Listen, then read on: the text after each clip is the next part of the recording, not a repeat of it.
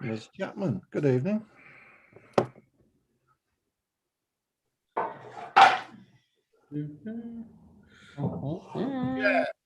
We are now live, so it's not quite 6 o'clock, but I will hand over to you, and I'll give this shout when we're ready to go. Yeah.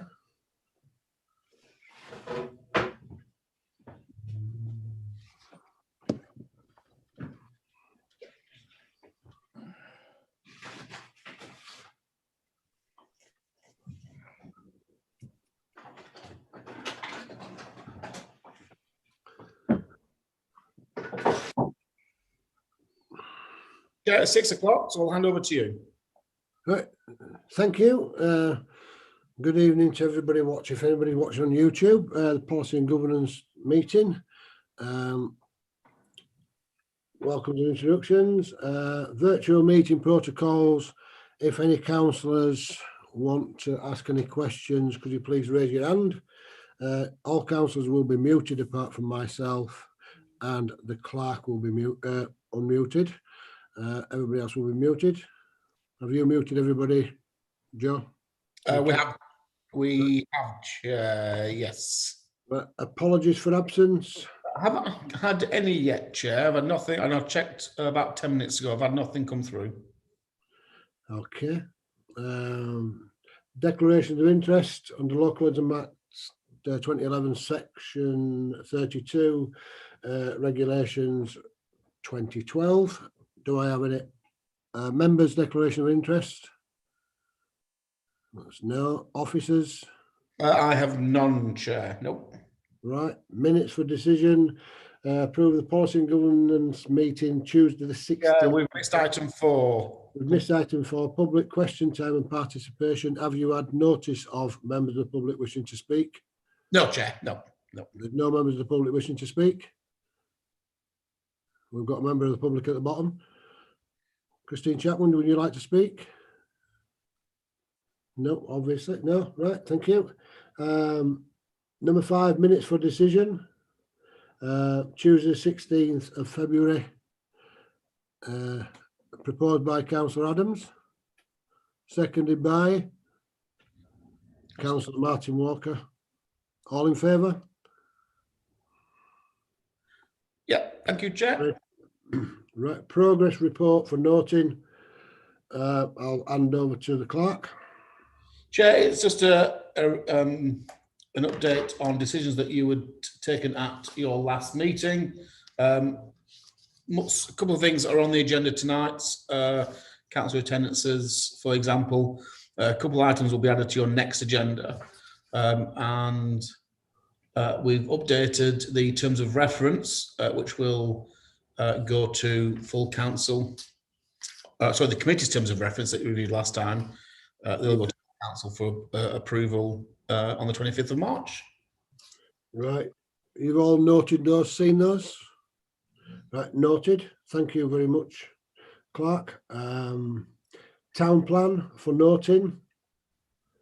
To consider the attached report from the Assistant Town Clerk, CDO, regarding the town plan. You've got a copy of that in front of you, hopefully. Yeah, it's just for noting. It is for noting, Chair. There's a town plan steering group meeting next week, I believe. There'll be a report on full council agenda on the 25th as well, kind of a year review. So it is just for noting at this stage. Okay. Number 8, live stream meeting. To consider the update from the town clerk on live stream meeting on council meetings to follow. Have we got that report through? You have, Chair. Yes, that was sent earlier this week. Do you want me to speak to it? Yes, please. Yeah. So when the committee agreed, I think it was about last November, or last October, to move to live stream all our meetings while we are meeting remotely, we agreed that we'd review it at this meeting. And so far, so let's let Councillor Akhtar in. From the officer point of view, the live streaming has gone well. We've had just over 860 unique views on YouTube of individuals watching our meetings. The most watched meeting was obviously the council meeting on the 28th of January, which was budget meeting that had 381 people watching it. Now, if you compare it to other YouTube channels and other live streaming, it's not a lot. But if you compare it to the number of people you would normally have in the council chamber watching what you discuss, it's actually quite a lot. So what I'm suggesting in the report to you tonight is that we carry on live streaming for as long as we can. The current temporary regulations for remote meetings is due to end on the 6th of May. We don't yet know if they're going to be extended. If not, we have to go back to in-person meetings beyond that. But I guess we have to wait and see what happens with the roadmap and where we are. I'll try and answer any questions that members may have, but other than that, the report's there for you to consider the recommendations. Deputy Mayor. Yes, through you, Chair. I mean, that's great, Mr. Clark, and thank you very much for that. I just wonder if we can send a reminder to members, reminding them what's expected during these meetings as they are being live streamed, about professionalism, how we refer to each other, how we refer to the clerk, etc. Because it does seem to be lacking sometimes. Yeah, thank you. Anybody else got anything on there? Councillor Mohammed.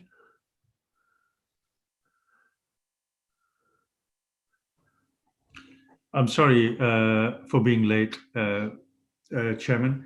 I've just caught the back end of what you've been talking about, and I'm just thinking whether it would be a good idea to have some kind of system where something went out from the office to any individual that misbehaved or breached that particular agreement that you've just been talking about.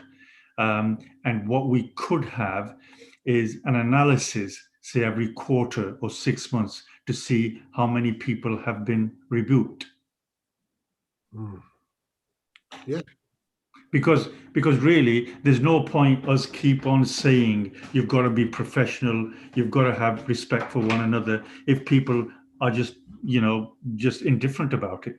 And I'm just suggesting that this might be, a good opportunity for us to do something about it. And, if people get an email or a letter would be the best thing, then at least they're mindful, what they've done. And, if we can review that after a certain period and we'll be able to determine whether there is some kind of pattern there. Yeah. Yeah, I agree. Anybody else want to come in on? Check out just a comment from my point of view to Councillor Knight. It's a good idea. But as town clerk, I've got no responsibility for member behaviour. I wish I had, but I don't. It is a matter for the monitoring officer. It could be something that we could look at, that either the committee chairperson or if it's a council meeting, the mayor could send out say, look, you need to perhaps consider this, but it's not my role to tell a member they have been misbehaved.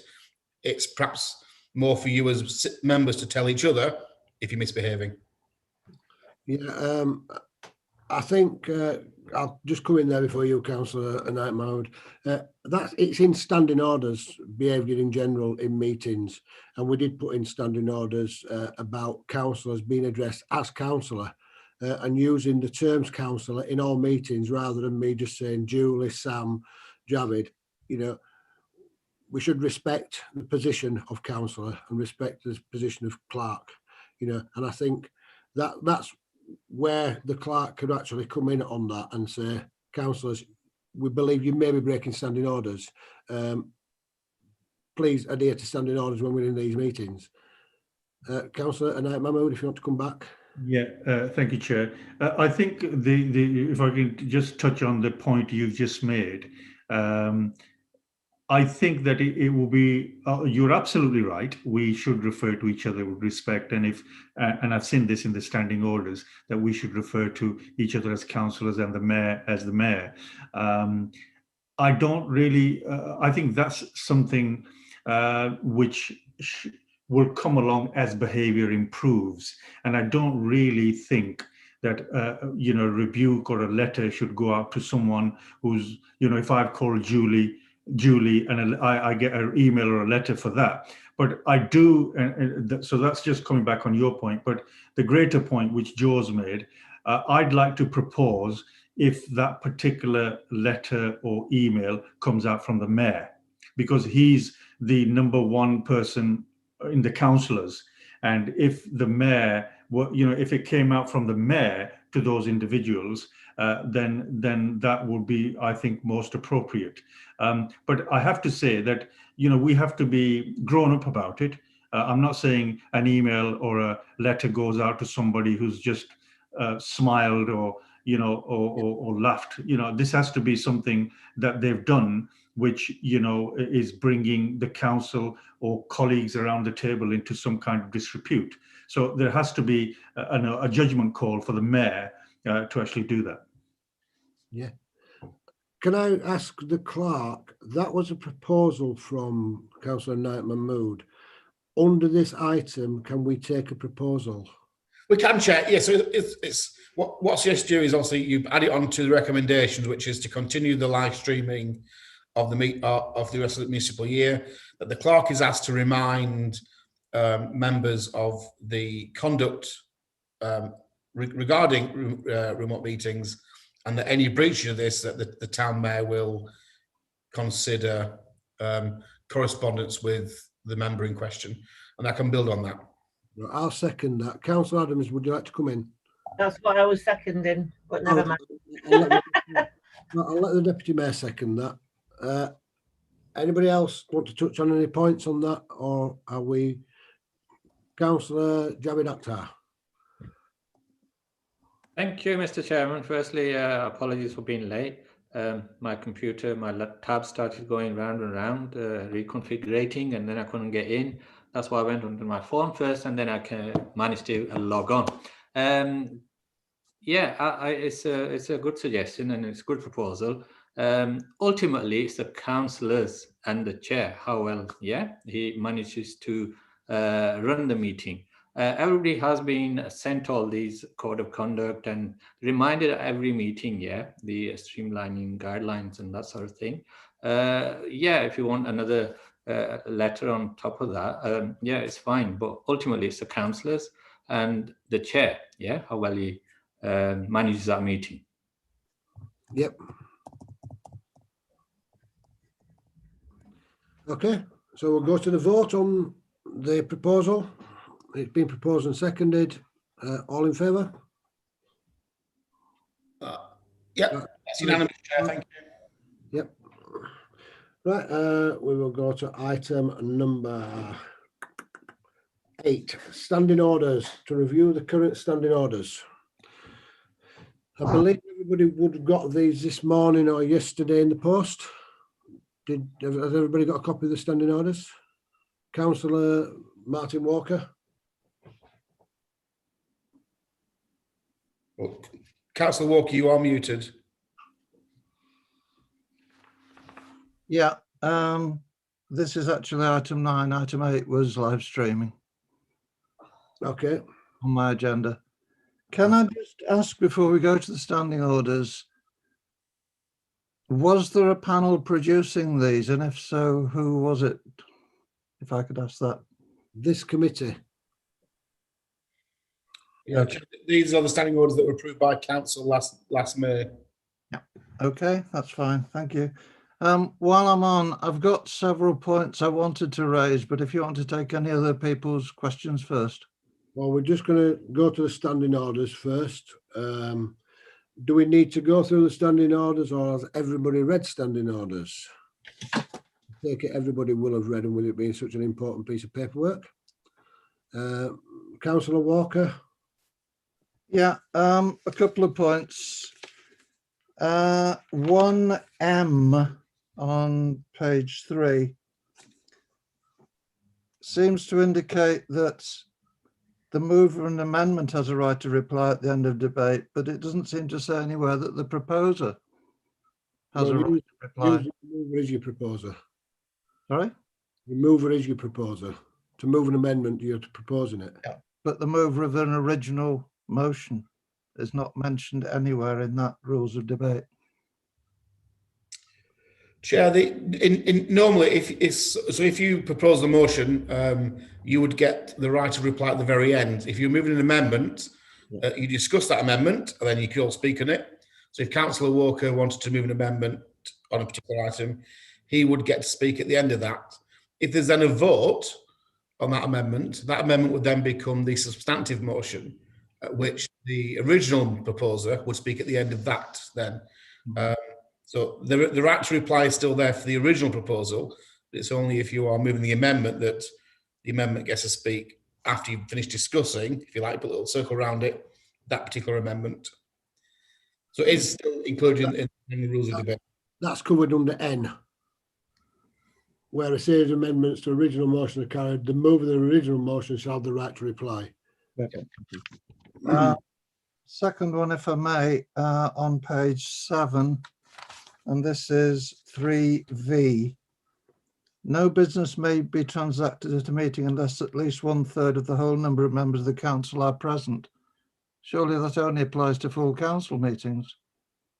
You don't need a quorum of the full council for committee meetings. Chair, but it then goes on to say, and in no case shall the quorum of the meeting be less than 3. And as we look, you talked in your terms of reference last month, that all our quorums are set at 3 or 4, I believe, 4. So yeah, so we're above the minimum 3. And the footnote says, see standing order 4E8 or whatever, I think it's 8 for the quorum of committee or subcommittee meeting. It's covered. 2 more, if I may. Under 4F, there's a Page, top of page 9.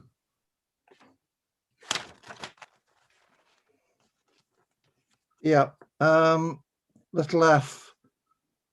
The chairman of the committee has absolute discretion, the right. That's one or other of those, surely not both.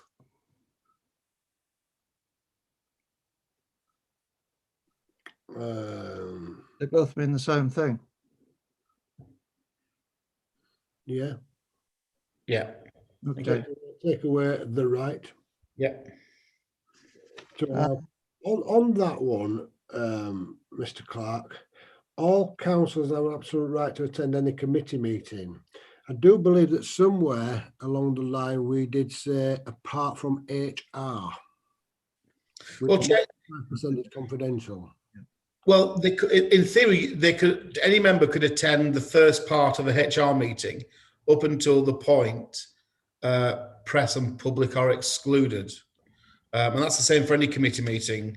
If you're not a member of that particular committee, unfortunately, you have to leave the room. So they could attend HR meeting, but they could only hear the first 3 or 4 minutes of it before they'd have to leave the room or log off, which may be interesting. You know, if that may be the pertinent part they want to attend, perhaps. Yep. Councillor Walker, any more? Councillor Adams has a hand up. Deputy Mayor. Yeah, I'm just going back to the chairman of the committee has absolute discretion, the right to allow a non-member. I personally think it should stay in. It's at his or her discretion whether they're allowing somebody the right to speak. So they don't actually mean the same thing. Anybody else want to come on back on that? We'll leave it as it is, or do we take the word the right out? I think, Chair, for my part, I think it's a misprint of the sentence. The sentence should read, the chairman of the committee has the absolute discretion to allow non-members to speak, but is encouraged to do so. I think it is a misprint, so we can take those 2 words out. Is that all agreed by everybody? Yeah. Okay, right. Anything else on the standing orders? Chair, just the last one again, very briefly. This is something I'm not certain about, although it's in bold type. Page 21, F and G. Given that we're no longer in the European Union, are we still bound by the regulations of the European Commission? We're bound by anything that's in bold until it is changed by government. Okay, thank you very much. Yeah, this has been brought up by NALC. A lot of the public contracts regulations haven't been amended; they are still in force. So that's where they are. Councillor Anayat Mohammed. Thank you, Chairman. I apologise. Before you come in, I apologise for mispronouncing your name at the beginning of the meeting. It's okay. You've been doing it so many times, so I thought might as well, point it out. Otherwise, it'll go on until I leave the council. Consistency. And that could be one of the reasons I leave the council. Okay, Councillor Anayat, carry on. Page 11, G, it states the meeting summons will be delivered electronically to each councillor on a tablet provided by the town council. What if that tablet is broken? Or what if that tablet is not functional? If it's not functional, I'd suggest as soon as any councillor realises their tablet is not working, they contact the office by telephone. Because I think we still have a telephone line into the office, so they could phone by telephone and arrange for that tablet to be either replaced or repaired with immediate effect. That's fine, Mr. Chairman, but that's not my question.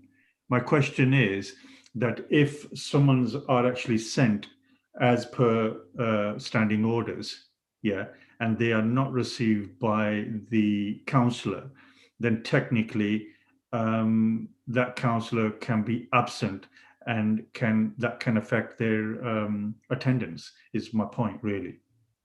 Well, I will. Sorry. I'll let you come in on that, Mr. Clark. To be honest, it is a badly worded standing order because it is linked to the council email address, not to the tablet. So each councillor on any device can log into Office 365 with their email address and whatever password you use to log into your tablet and access both the documents and the email. So it could just be a full stop. Like the meeting summons will be electronically delivered to each councillor, and we could perhaps change it to be at their councillor provided email address, which would. I'd be happy with that because it makes it's more accurate, really. Yeah. And until that is changed, can I suggest if any councillor doesn't receive any summons for any meetings that they're expecting after 2 weeks or heard nothing from the council, I'm sure common sense would prevail and probably phone the council up and say, have I got any meetings up and coming? Because I don't seem to appear to have any emails. That's what number that was? That's standing order 6G. 6G. Thank you. Any more on Councillor Cooper? You are muted, don't forget. Thank you, Chair.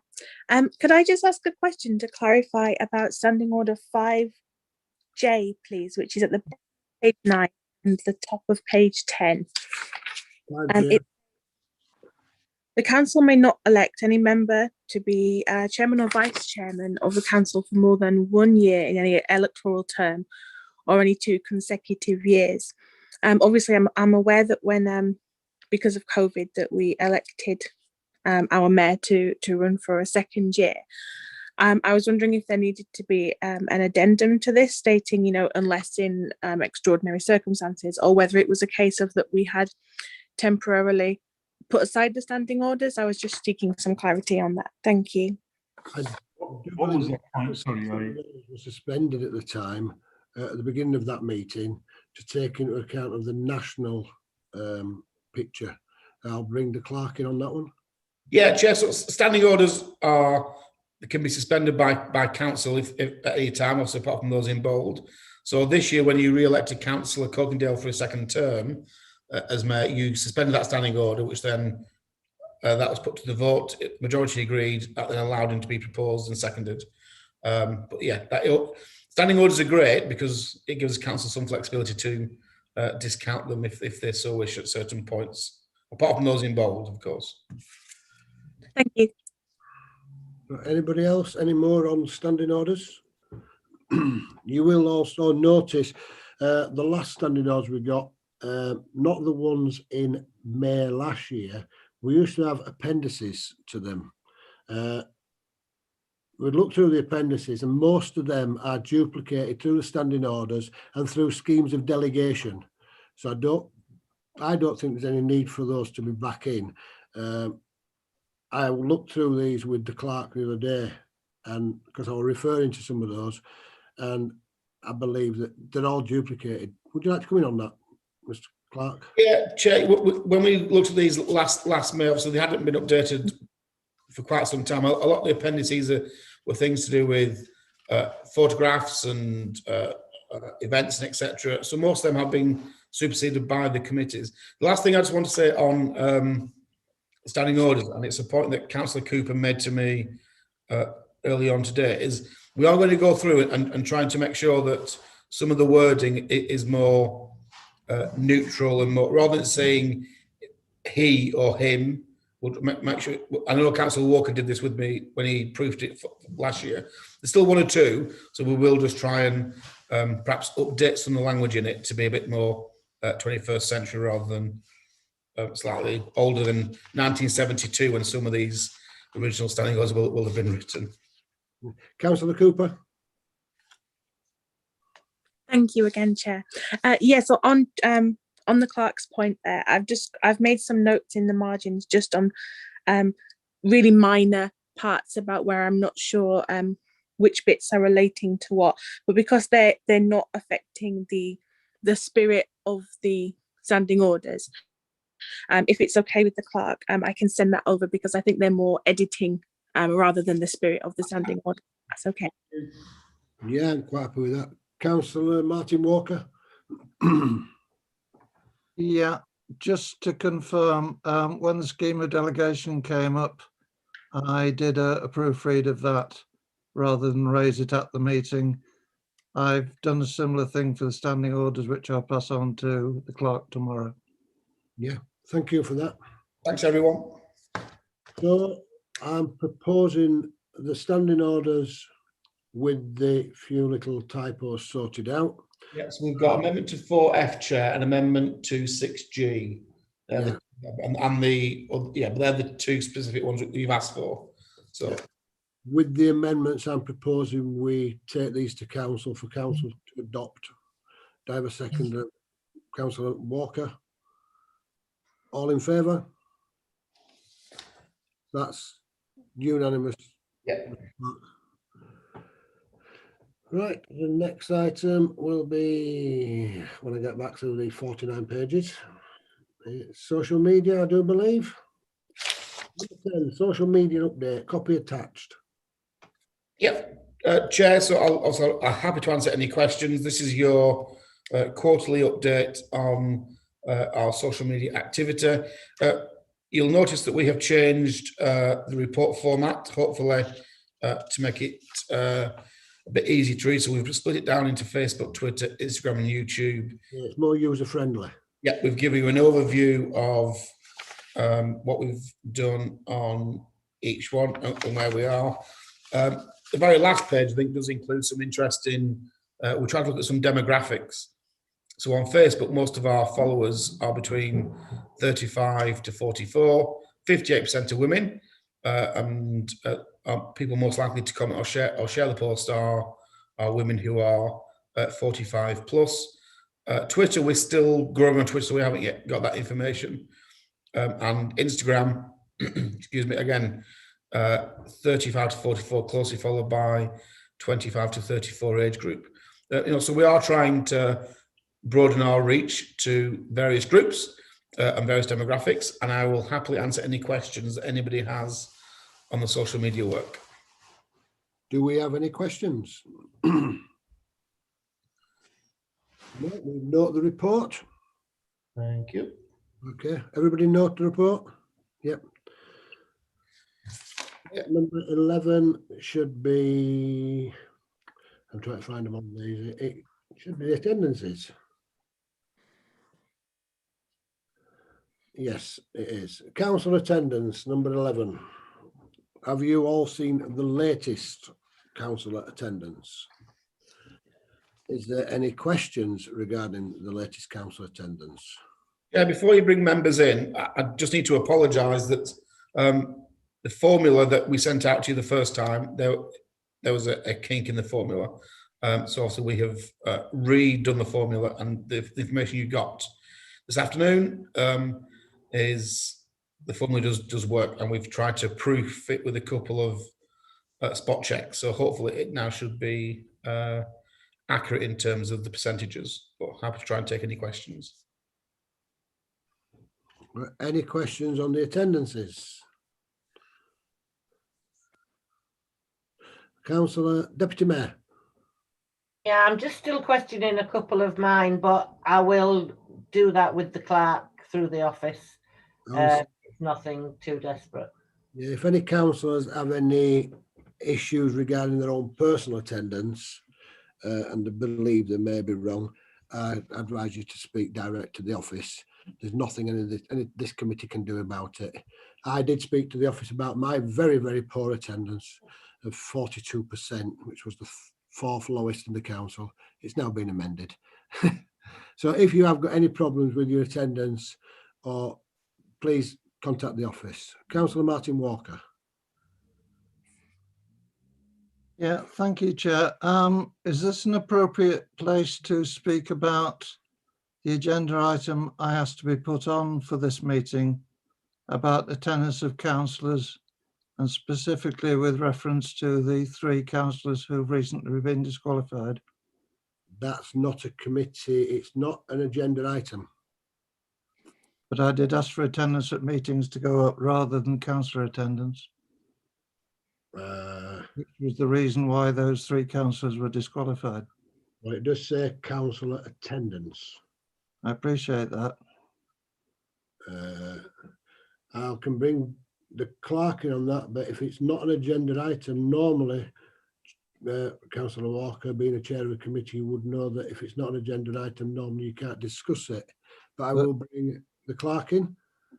Yeah, I think it's fine. It's the same topic, just a different way of titling it. So I don't think you've any issue if Councillor Walker wants to raise the point. I don't think there's any issue with what they've done under this item. It is councillor attendance. If Councillor Walker wants to bring up about any councillor that was disqualified and raise points on that, at this point we would have to ask the member of the public to leave under the exclusions of press and public. Right. I can see that Councillor Adams wishes to speak as well, but in that case, would it be appropriate to forward this agenda item specifically relating to those 3 former councillors to go to the next meeting of council? Well, if you've asked... Sorry, with respect, you will remember that the previous meeting of council ran out of time and I asked for it to be deferred. We then had a second opportunity to discuss it here at P&G. Are you saying that we're not now going to discuss it? No, what I've said, Councillor Walker, we took advice from the clerk who said it's quite all right to speak about it. Now, for people's peace of mind and stuff, I would like to say that we have got a member of the public, a former councillor that you may be discussing, and it's not right you be discussing it whilst they are viewing as a member of the public. Councillor Adams, would you like to come in? Yes, I would, Chair. First of all, this was raised at a full town council meeting and deferred at a full town council meeting. Therefore, it should be brought back to the full town council meeting, not to this committee. It was deferred at full town council to a later date, so it should go back to full town council and not be put on another committee's agenda, especially, you know, council attendance and councillor disqualification are actually 2 completely different things. And I don't think it's appropriate to discuss it here. It's something that full town council should be involved in. Like I say, I facilitate the meeting as chair. I'll come back to you in a minute, Councillor Walker. Does anybody else want to speak on that? Shall I just give a bit of advice? Yes, you can. It is just to answer Councillor Walker's question. It is on the agenda for the March Council because, as he said, he ran out of time last time. I'm happy that if you want to discuss the particular issue tonight, that you can. It's on council attendance. Chair, we can't exclude the press and public because it is on the agenda. To do that, you have to have it on your agenda beforehand. So I don't think we can exclude press and public. You're the chair, so you get the final ruling on what you will and what allowed to be debated. But from my point of view, I don't see any issue if Councillor Walker has particular issues he wants to raise. he can raise it. Whether or not he'll get a resolution is a different matter, Chair. What I'll say on this, if it's been to full council and council has deferred it, then full council takes bigger authority than any committee. I agree. Council is the main committee of the council. So therefore, I'm not allowing that subject to be raised under this Councillor Walker. I'm going to put that to the vote that this is not raised at this time. Bearing in mind, we can't overrule keep it out the full council. And if we raise it tonight, we are overruling full council where they want to defer it to talk. Councillor Anayat Mohammed. You're muted. Yeah, thanks. Thank you, Chairman. I wouldn't wish it actually to go to the vote. I think that the point you as chair have made, and I think Councillor Adams has made a similar point, is that this was deferred from a full council meeting.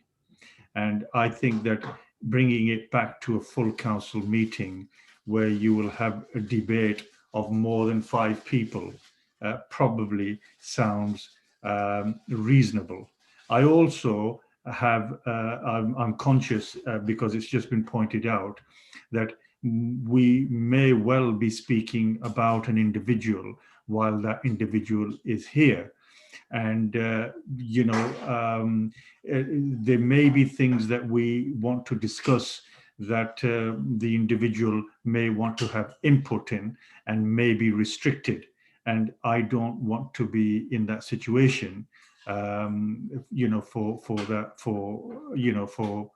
that individual, to put that individual in that situation. Does that make sense? Yeah, that's the point I was bringing across. You know, if we were going to talk about an individual and they're here, it's not fair.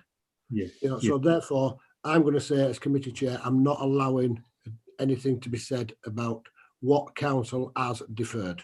Yeah. I'm just going to bring Councillor Akhtar in first. Councillor Akhtar. Thank you, Mr. Chairman.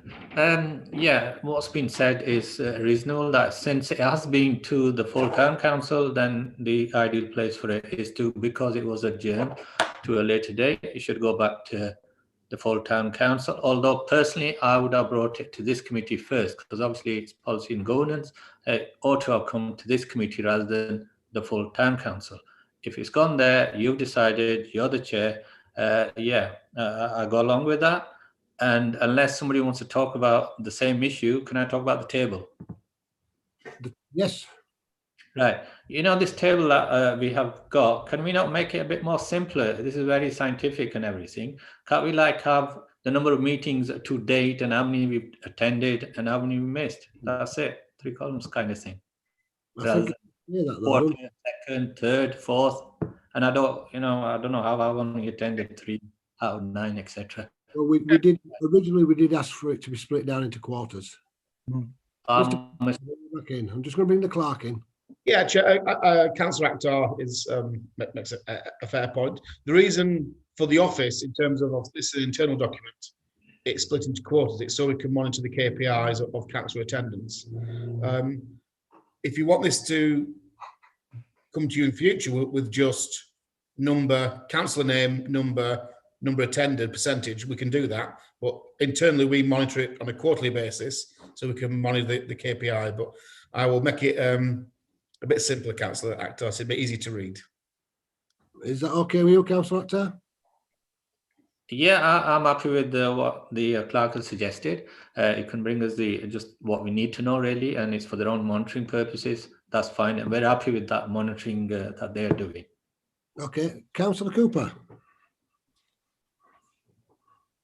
Thank you, Chair. My video keeps cutting out, so apologies if I missed something. I'm just checking in case I missed a section. I heard that we couldn't have Councillor Martin Walker's motion because we couldn't overrule something that happened in full council, but I didn't hear Councillor Martin Walker say what it was that he was aiming for, if you know what I mean. So at this point he hasn't asked to vote on anything, so I'm just a bit confused. It sounds sort of like maybe I missed the point where he asked us to vote on something. He wanted us to bring up about the 3 councils that were suspended. and we can't do that. Did what it was that he was asking, because I didn't hear that part. Yeah, he wanted a discussion about the 3 councillors that were suspended amongst on the council attendance, to which I said, we have a member of the public here who was one of those, so therefore it's not right that we should be speaking about it with her in attendance. And with it being through council, it's already been to council, but it got deferred at council because there wasn't enough time. So that's the place for it to go and not a committee. A committee can't overrule full council. So I think that's the place it should go. And that's where I left it at that. Okay. Thank you. Councillor Walker. Councillor Adams first, please. Councillor Adams, Deputy Mayor. Yeah, I just wanted to concur with Councillor Akhtar. You know, the fact that, yes, it maybe should have come to policy and governance first, but it didn't.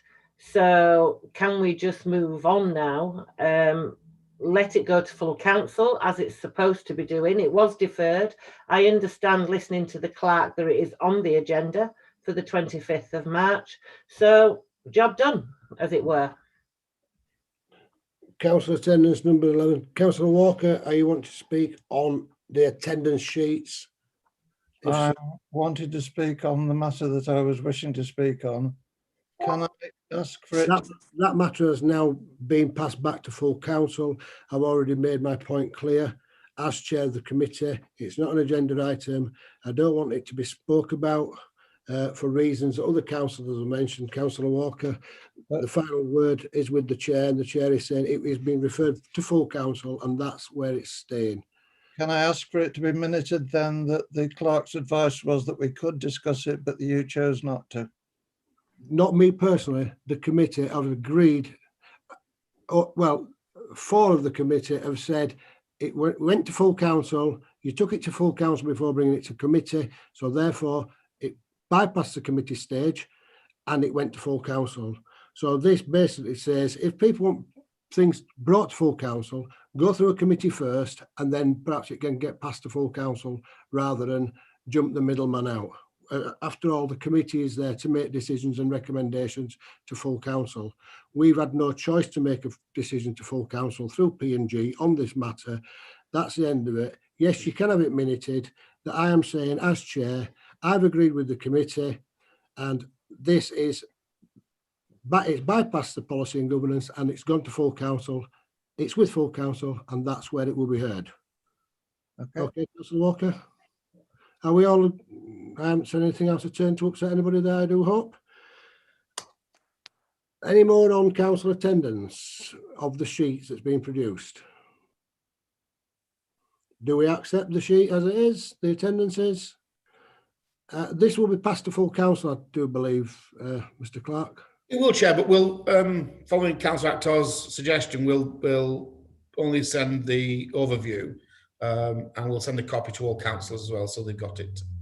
Right, and once the overview has been sent, and if we understand it like this, are we okay to pass this to council? I'm proposing it goes to full council.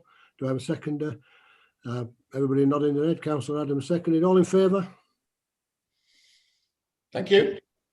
Item 12, date and time of next meeting will be Tuesday the 6th of April 2021 at 6 o'clock via Zoom. Thank you very much, everybody, for attending.